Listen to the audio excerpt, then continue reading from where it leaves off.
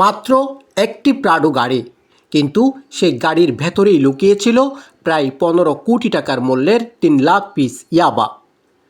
কুমিল্লায় ডিবি পুলিশের অভিযানে ধরা পড়েছে দেশের সাম্প্রতিক সময়ের অন্যতম বড় মাদকের চালান। কিভাবে ধরা পড়ল এই চক্র, কারা জড়িত, চলুন জেনে নেওয়া যাক। আসসালামু আলাইকুম, আপনি দেখছেন দৈনিক আলোকিত উখিয়া। আমি আছি আপনাদের সঙ্গে। আজকের প্রতিবেদনে তুলে ধরছি কুমিল্লায় ডিবি পুলিশের অভিযানে বিপুল পরিমাণ ইয়াবা উদ্ধারের চাঞ্চল্যকর ঘটনা। সোমবার দুপুরে ঢাকা চট্টগ্রাম মহাসড়কের কুমিল্লার জাগুরঝুলি বিশ্ব রুট এলাকায় গোপন সংবাদের ভিত্তিতে অভিযান চালায় জেলা গোয়েন্দা পুলিশ। অভিযানে একটি প্রাডো গাড়ি তল্লাশি করে উদ্ধার করা হয় 3 লাখ পিস ইয়াবা, যার আনুমানিক বাজার মূল্য প্রায় 15 কোটি টাকা। এই সময় ফয়সাল ও আরমান নামে 2 ব্যক্তিকে আটক করা হয়। পুলিশ জানিয়েছে তাদের বাড়ি কক্সবাজারের চকরিয়া এলাকায়। তদন্তে জানা গেছে গাড়িটি আগের রাতে চট্টগ্রামে অবস্থান করছিল এবং পরদিন ঢাকার উদ্দেশ্যে রওনা দেয়। আগে থেকেই তথ্য থাকায় মহাসড়কে নজরদারি বাড়িয়ে অভিযান পরিচালনা করা হয়।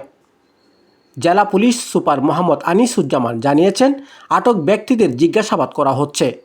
এই চালানের সঙ্গে জড়িত মূল হোতাদের শনাক্ত ও গ্রেপ্তারের অভিযান অব্যাহত রয়েছে। পাশাপাশি উদ্ধার হওয়া প্রাডো গাড়িটির মালিকানাও যাচাই করা হচ্ছে।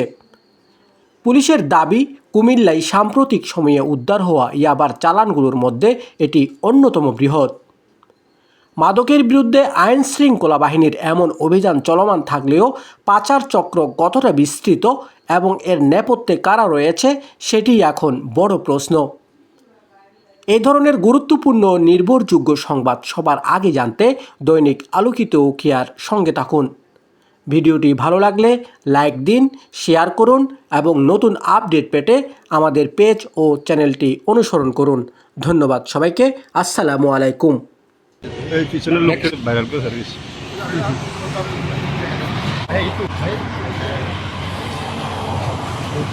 আমরা একটু বেশি দিন আনবেন।